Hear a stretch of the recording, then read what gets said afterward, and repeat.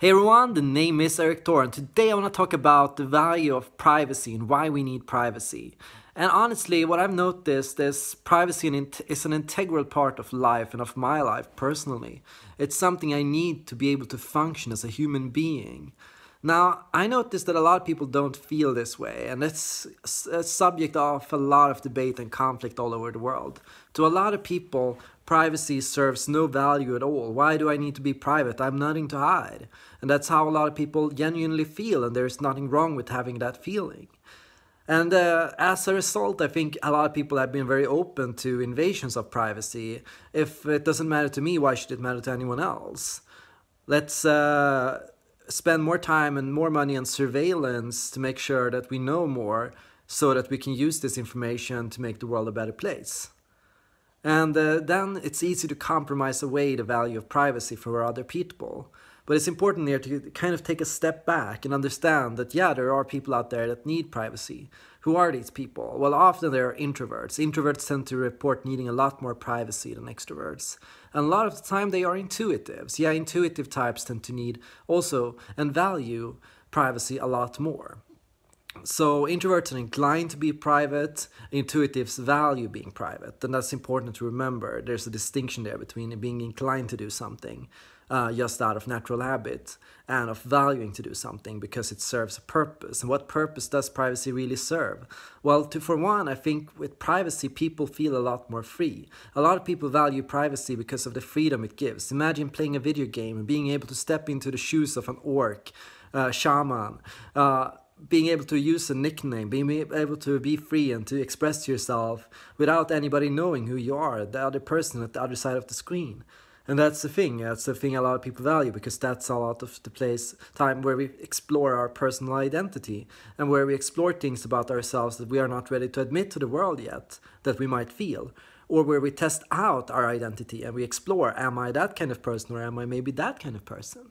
So a lot of, especially teenagers, have a lot of can get a lot of important values from privacy and they can learn a lot. Often it's also something we fear for that very reason. What if they learn things we don't like? What if they discover things about themselves that we don't want them to realize? What if they come to think in ways that we struggle with to accept in today's society? And yeah, to some extent, privacy tends to enable people to express things that are not acceptable in society. And that's another reason why I think a lot of people are inclined to want to compromise it so badly. Because if you value fitting in, and if you think fitting in is a very important thing, and if you are afraid of people that stand out, then think privacy is a threat to you. Of course, it's not. If you take a step back from it, it's not a threat to anyone. Privacy and what other people do with their lives, it serves no general, doesn't have any necessary general damage to us. And it should only be restricted if it has bad effects on other people, only if it hurts other people. That's the only metric we should be looking to. Does it hurt other people? Then no, don't do it. Then then it's not good. But otherwise, it's a natural part of personal expression and freedom. Yeah, you might have noticed once in a while when you step on the streets and you notice police watching you.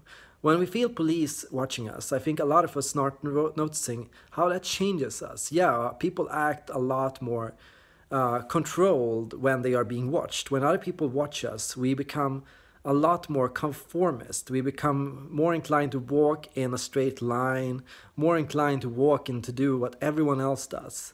And it's just not a natural part of a natural anxiety.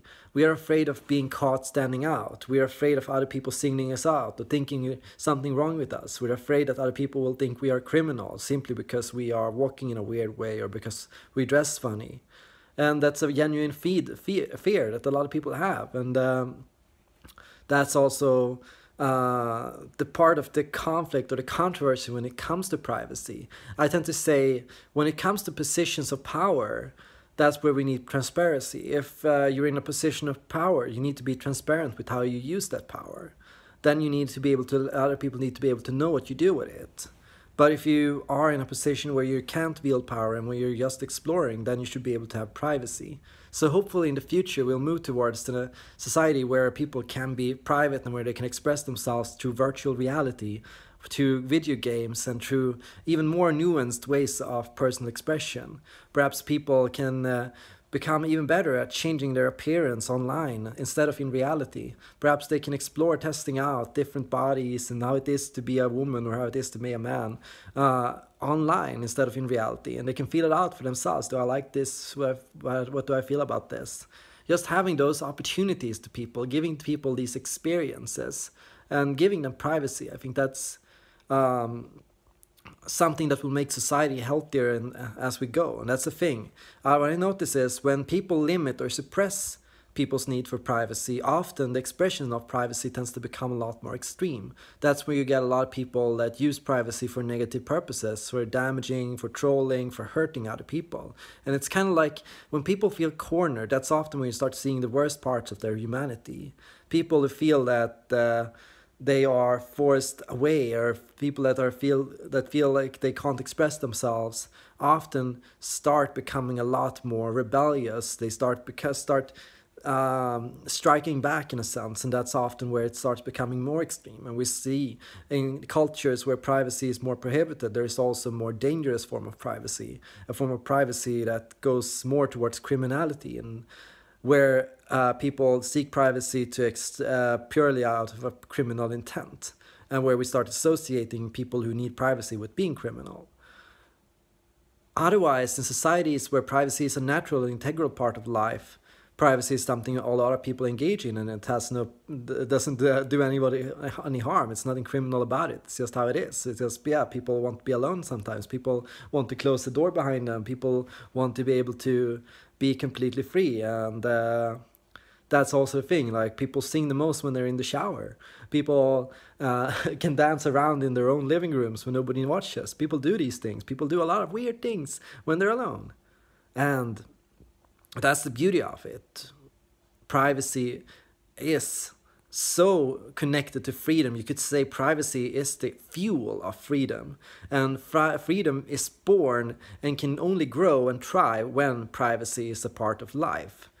Where you start suppressing privacy, you also start taking away the fuel that creates freedom. And that's where you start saying, yeah, you're free to do whatever you like, as long as it's not criminal, as long as nobody watches you.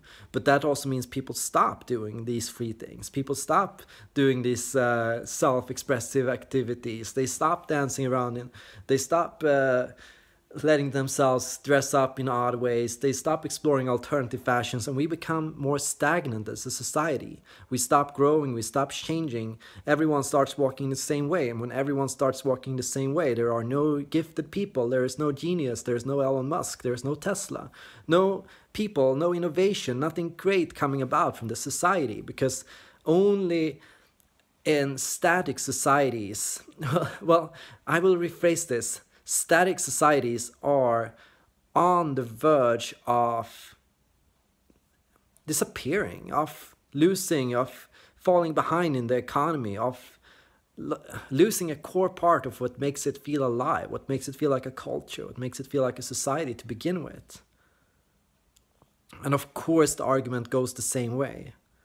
You need freedom to have it, to enjoy privacy. You need to have the ability to express yourself, for privacy to be a thing to begin with. And that's how well you start connected. Often I think, and it's important for other people who don't understand the value of privacy to get this as well.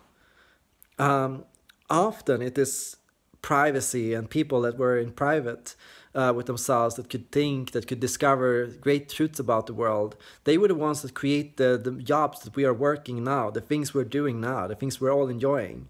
And that's why we benefit from it. We don't lose anything from other people valuing freedom, because they do create things that we can enjoy, whether we are more conservative or traditional, or whether we are more family oriented as people. We live on and we breathe on and we thrive on the expression of other people who do things we don't care about, who study subjects we don't value, that we find boring. And they make us grow, and we make them grow, and we together create a better world together. So I hope this got you thinking about privacy, and how perhaps it got you thinking about taking privacy for yourself, taking time out, taking a step back once in a while. Go out of work, go off alone, Go somewhere where you can just be yourself and notice what that does to your mind and how you think. Because there is maybe perhaps no greater creative expression. I have my best ideas when I'm alone. I have my best ideas when I'm in a dark room. When I'm away from everyone, that's when I go, wow, yes, let's do it. And that's the fuel for me that gets me creating videos and content. And hopefully that's for the better of everyone as well. Thank you all for watching this video, and I hope to see you guys in the next one.